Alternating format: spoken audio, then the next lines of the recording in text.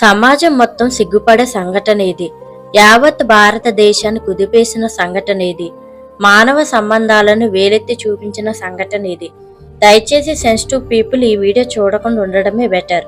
సమాజంలో జరుగుతున్న సంఘటనల గురించి ఎప్పటికప్పుడు తెలుసుకోవాలనుకుంటే నా ఛానల్ తప్పకుండా సబ్స్క్రైబ్ చేసుకోండి. Let's get into video. Saurabh Rajput merchant నేవీలో పనిచేసేవాడు. ముస్కాన్ను 2016లో ప్రేమించి పెళ్లి చేసుకున్నాడు. వీళ్లకు 6 ఏళ్ల కుమార్తె కూడా ఉంది. మొదటి నుండి ఇద్దరి మధ్య విభేదాలు వస్తూ ఉండేవి. ఆ కారణంగా విడాకులు తీసుకోవాలని అనుకున్నాడు. కానీ పాప కోసం తన నిర్ణయాన్ని మార్చుకున్నాడు. 2023లో తిరిగి మర్చెంట్ నేవీలో చేరేందుకు లండన్ వెళ్లాడు. ఫిబ్రవరి 28న తన కుమార్తె పుట్టినరోజు కోసం 24న భారత్ వచ్చాడు. మార్చి 4న సౌరభ్ భోజనంలో ఆమె భార్య ముస్కాన్ నిద్ర మాత్రం కలిపింది. తర్వాత ఆమె బాయ్ ఫ్రెండ్ సాహిల్తో కలిసి అతడిని చాకుతో పొడిచి హత్య చేసింది. మృతదేహాన్ని 15 పీసెస్లుగా కట్ చేసి దానిని ఒక ప్లాస్టిక్ డ్రమ్లో వేసి దానిలో సిమెంట్ నింపి సీల్ చేశారు. మొదట వాళ్ళు వేసుకున్న ప్లాన్ ప్రకారం ముక్కలుగా చేసిన శరీరాన్ని కవర్లో పెట్టి నిర్మానుష ప్రాంతంలో విసిరేయాలనుకున్నారు. ఆ క్రమంలో మొండాన్ని బెడ్ బాక్స్ లో పెట్టి రాత్రి ఆ బెడ్ పైన ముస్కాన్ నిద్రించిందని కథనాల్లో పేర్కొంటున్నారు. అసలేం జరిగింది? ఎందుకని సొంత భార్యే భర్తనంత కిరాతకంగా చంపింది? వివరాల్లోకి వెళితే 2019లో వాట్సాప్ గ్రూప్ ద్వారా ముస్కాన్కి సాహిల్ పరిచయం అయ్యాడు. అది వివాహేతర సంబంధానికి దారితీసింది. వీళ్ళిద్దరు స్కూల్లో చదివేటప్పుడు స్నేహితులు, కానీ చాలా సంవత్సరాలు ఇద్దరి మధ్య ఎటువంటి సంబంధం లేదు. ఇంతలో ముస్కాన్ సౌరభ్ను ప్రేమించి వివాహం చేసుకుంది. వివాహం జరిగిన కొన్ని సంవత్సరాల తర్వాత 2019లో వాట్సాప్ గ్రూప్ ద్వారా ముస్కాన్కి సాహిల్ పరిచయం అయ్యాడు. స్నేహితుల గెట్ టుగెదర్ కార్యక్రమం జరిగింది. ముస్కాన్ చాలా సంవత్సరాల తర్వాత సాహిల్ను కలిసింది. వాళ్ల మధ్య స్నేహం మళ్లీ ప్రారంభమైంది. సౌరభ్ లేకపోవడంతో వీళ్ళిద్దరూ తరచూ కలుస్తూ ఉండేవారు. ఇంతలో సాహిల్ ముస్కాన్కు డ్రగ్స్ అలవాటు చేపించాడు. ఈ సంబంధం కాస్త ప్రేమగా మారింది. సౌరభ్ తన కుమార్తె పుట్టినరోజు కోసం ఫిబ్రవరి 24న విదేశాల నుండి ఇంటికి వచ్చాడు. ఇంటికి వచ్చిన తర్వాత వేరే ప్రాంతంలో ఉన్న తల్లిదండ్రుల వద్దకు సౌరభ్ వెళ్ళాడు. అక్కడ తన తల్లి చేసిన వంటకాన్ని వెంట తెచ్చుకున్నాడు. దానిని వేడి చేసిన ముస్కాన్ ఆ భోజనంలో మత్తు పదార్థాలను కలిపి సౌరభ్కి ఇచ్చింది. దాన్ని తిన్న సౌరభ్ స్పృహ కోల్పోయాడు. తర్వాత ముస్కాన్ తన బాయ్ ఫ్రెండ్ సాహిల్తో కలిసి చాకుతో పొడిచి చంపేసి బాడీని ముక్కలుగా కట్ చేసి ఒక ప్లాస్టిక్ డ్రమ్లో వేసి సిమెంట్తో సీల్ చేశారు. అతన్ని చంపేసిన తర్వాత భార్య ముస్కాన్, ఆమె ప్రేమికుడు సాహిల్ ఏమాత్రం భయపడకుండా బాడీ ఉండగానే తర్వాత రోజు హిమాచల్ టూర్కు వెళ్లారు. హోలీ పండుగను బాగా సెలబ్రేట్ చేసుకున్నారు. అక్కడి నుండి వచ్చిన తర్వాత సౌరభ్ డెడ్ బాడీని మాయం చేద్దామని ప్లాన్ చేసుకున్నారు. వచ్చేసరికి డ్రమ్ములో సిమెంట్ పూర్తిగా ఎండిపోయి ఉంటుందని, తర్వాత దాన్ని ఎక్కడైనా దూరంగా పడేయవచ్చని ప్లాన్ చేశారు. అనంతరం ఇద్దరు కలిసి హిమాచల్ టూర్కు వెళ్లారు. నిందితులు హిమాచల్ టూర్ నుంచి మార్చి 17న తిరిగి వచ్చారు. వచ్చిన తర్వాత ముస్కాన్ కొందరు కూలీలను పురమాయించింది. ఈ డ్రమ్మును ఎక్కడైనా పడేయాలని చెప్పింది. డ్రమ్మును పడేసేందుకు వాళ్ళు ఒప్పుకున్నారు. అయితే వాళ్ళు ఎంత ప్రయత్నించినా ఆ డ్రమ్ము ఎత్తలేకపోయారు. ట్రై చేస్తున్న క్రమంలోనే డ్రమ్ము కింద పడిపోయి దీంతో దాని మూత విడిపోయింది. ఇంతలో అందులో నుంచి భయంకరమైన దుర్వాసన వచ్చింది. డ్రమ్ము నిండా సిమెంట్ పూసి ఉండడం, మరోవైపు డ్రమ్ము నుంచి దుర్వాసన రావడంతో కూలీలకు అనుమానం వచ్చి ఏదో తేడాగా ఉందని గ్రహించిన కూలీలు తమ వల్ల కాదని అక్కడి నుంచి వెళ్లిపోయారు. ఎప్పుడైతే డ్రమ్ము కప్పు ఊడి మూత బయటికి రావడంతోనే ఆ ప్రాంతమంతా దుర్వాసన కమ్మేసింది. ఒక్కసారిగా అలా జరగడంతో ముస్కాన్ షాక్ తిన్నది. అనుకున్నదొకటి అయిందొకటి అన్నట్టు డ్రమ్ము మళ్లీ సరిచేసి పెట్టి భయపడుతున్న అక్కడి నుంచి నేరుగా తన తల్లిదండ్రుల ఇంటికి వెళ్ళింది. అక్కడ ముస్కాన్ పాప తన తల్లిదండ్రులకు డాడీ డ్రమ్లో ఉన్నాడని చెప్పడంతో ముస్కాన్ తీరు చూసిన తల్లిదండ్రులు ఏం జరిగిందని నిలదీశారు. దీంతో సౌరభ్ సోదరి బావ చంపేశారని వాళ్లపైకి నెట్టేసే ప్రయత్నం చేసింది. కానీ అది వీలు కాలేదు. తల్లిదండ్రులు గుచ్చి గుచ్చి అడగడంతో నిజం ఒప్పేసుకుంది. తానే హత్య చేసినట్లు అంగీకరించింది. ముస్కాన్ చెప్పిన మాటలకు షాక్ తిన్న తల్లిదండ్రులు నేరుగా ఆమెను తీసుకుని పోలీస్ స్టేషన్కు వెళ్లారు. అక్కడ సాహిల్తో కలిసి హత్య చేసినట్లు ఆమె అంగీకరించింది. దీంతో పోలీసులు అక్కడికి చేరుకొని 15 రోజులుగా ఫ్లాట్లోని డ్రమ్లు, సిమెంట్ మధ్య గడ్డకట్టి ఉన్న సౌరభ్ అవశేషాలను పోలీసులు గుర్తించారు. వెంటనే వాళ్ళిద్దరిని అరెస్ట్ చేసి 14 రోజులు జ్యుడిషియల్ కస్టడీకి పంపింది. యావత్ భారతదేశాన్ని ఈ సంఘటన కుదిపేసింది. పోలీసులు ఇన్వెస్టిగేషన్ మొదలుపెట్టారు. సాహిల్ ఉండే గదిని పోలీసులు గమనించగా ఆ రూమ్లో ఉన్న వాటిని చూసి పోలీసులు ఒక్కసారిగా కంగుతిన్నారు.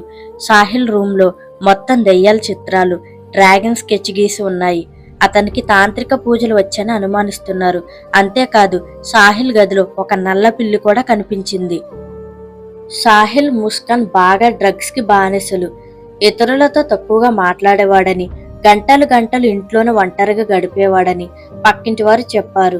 దీన్ని బట్టి అతని మానసిక పరిస్థితి ఎలా ఉందో తెలుసుకోవచ్చు. సాహిల్ తల్లి చనిపోయింది. తండ్రి అతన్ని వదిలేసి నోయిడాలో నివసిస్తున్నాడు. సాహిల్ ప్రస్తుతం ఆమె అమ్మమ్మతో కలిసి ఉంటున్నాడు. సాహిల్ దగ్గర నుంచి ముస్కాన్ క్షుద్ర పూజలు నేర్చుకుందన్న ఆరోపణలు కూడా ఉన్నాయి.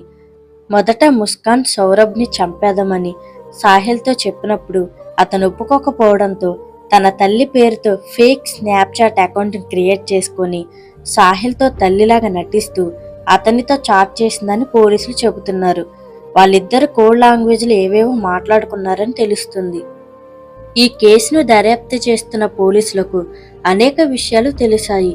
హత్య చేసిన తర్వాత డెడ్ బాడీని ముక్కలుగా నరికి ఆమె ప్రియుడు సాహిల్కి సౌరభ్ తల చేతులు ఇచ్చిందని, సాహిల్ వాటిని తీసుకెళ్లి శుద్ర పూజలు చేశాడని పోలీసుల విచారణలో తేలింది.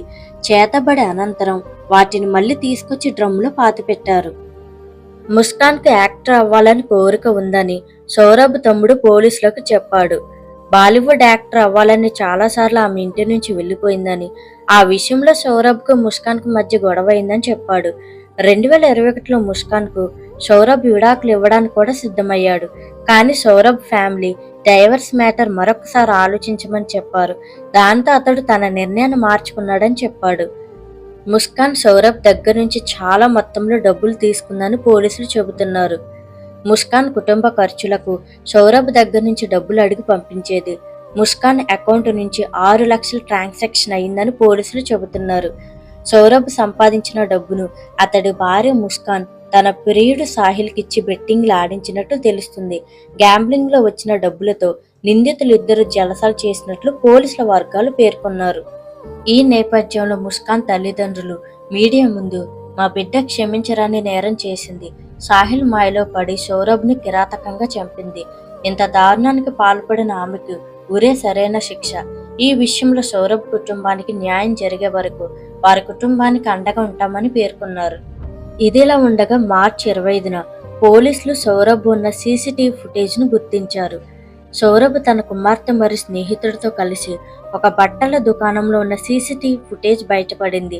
41 సెకండ్ల వీడియోలో సౌరభ్ తన కూతురు చేయి పట్టుకొని షాప్లోనికి ప్రవేశించి మొబైల్ ఫోన్లో మాట్లాడుతున్నట్లు స్పష్టంగా కనిపించాడు. ఈ వీడియో ఆయన హత్యకు కొన్ని గంటల ముందు తీసినట్లు తెలుస్తుంది. ఇదిలా ఉండగా జైల్లో ఉన్న సాహిల్, ముస్కాన్ వింత ప్రవర్తన చూసి పోలీసులు షాక్ అవుతున్నారు. వాళ్ళకి భోజనం వద్దని, డ్రగ్స్ కావాలని, డ్రగ్స్ పంపించండి సాహిల్ తరచూ పోలీసులను అడుగుతున్నట్లు పోలీసులు చెప్పారు. అంతేకాదు వాళ్ళిద్దరిని ఒకే సెల్లో ఉంచమని చెబుతున్నట్లు కూడా పేర్కొన్నారు. ఈ కేసును పోలీసులు అనేక విధాలుగా దర్యాప్తును కొనసాగిస్తున్నారు. మరి ఇలాంటి నేరాలకు పాల్పడిన వారికి ఎలాంటి శిక్షలు ఉంటాయో తెలుసుకుందాం. బిఎస్ఎన్ సెక్షన్ 103 దీని ప్రకారం కేసు ఘోరత్వాన్ని బట్టి చూస్తే ముస్కాన్, సాహిల్కు జీవిత ఖైదు విధించే అవకాశం ఎక్కువగా ఉంది. బిఎన్ఎస్లో జీవిత ఖైదాన్ని ఖచ్చితంగా ఉంది. బిఎస్ఎన్ సెక్షన్ 105 దీని ప్రకారం ముస్కాన్, సాహిల్ మొత్తం హత్యకు ప్లాన్ చేశారు. మందుల నుండి ఆయుధాల వరకు ప్రతిదీ ముందుగానే ఏర్పాటు చేసుకున్నారు. కాబట్టి ఈ సెక్షన్ కింద కూడా జీవిత ఖైదు లేదా మరణ శిక్ష విధించే అవకాశం ఉంది. బిఎన్ఎస్ సెక్షన్ 238 సాక్ష్యాలను నాశనం చేసే ప్రయత్నం.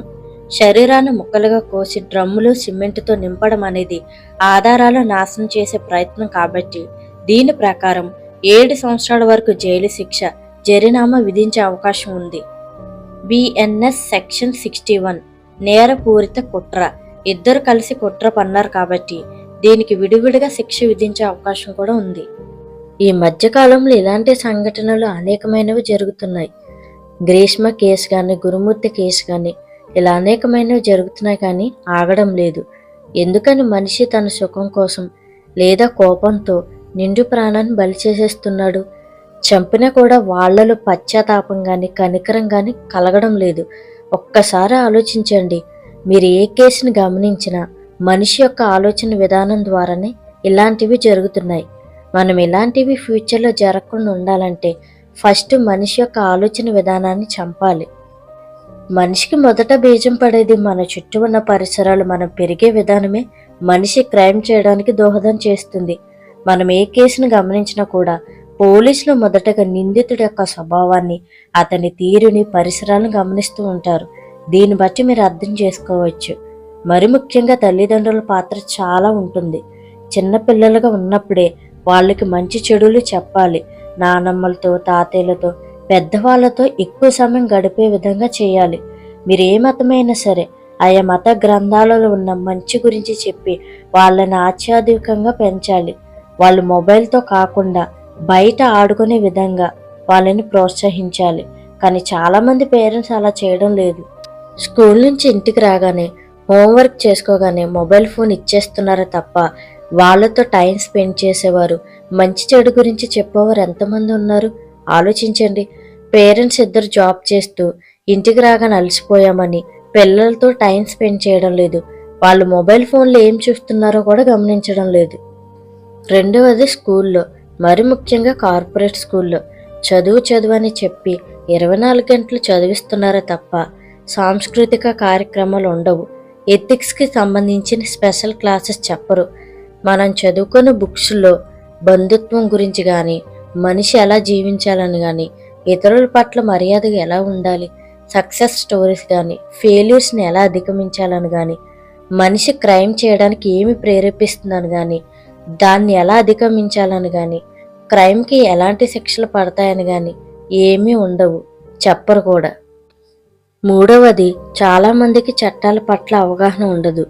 నాలుగవది, ఏదైనా క్రైమ్ జరిగితే నిందితుడు పెద్ద వ్యక్తి అయితే రాజకీయ నాయకుల జోక్యం వల్ల సాక్ష్యాలను తారుమారు చేసి శిక్షలు పడకుండా చేయడం వల్ల, చట్టాలు కఠినంగా లేకపోవడం వల్ల ఎవరికి భయం ఉండడం లేదు. చివరిగా నేను చెప్పేది ఏంటంటే, తల్లిదండ్రులుగా మీ పిల్లలతో ఎక్కువ సమయం గడపండి. వాళ్ళకి మంచి చెడుల గురించి చెప్పండి. పెద్దవాళ్ళతో టైం స్పెండ్ చేసే విధంగా చూడండి. మొబైల్ ఫోన్లో కాకుండా ఆటలు ఆడే విధంగా వాళ్ళని ప్రోత్సహించండి. మీరే మతమైనా మీ మత గ్రంథాలలో ఉన్న మంచిని వాళ్ళకి బోధించండి. చట్టాల గురించి అవగాహన కల్పించండి. మంచి సంస్కృతిని వాళ్ళకి అలవాటు చేయండి. వాళ్ళతో స్నేహితులుగా ఎక్కువ సమయం గడపండి. దాని ద్వారా వాళ్ళు పెద్దవారైనప్పుడు ఇలాంటి క్రైమ్ చేయకుండా ఉంటారు.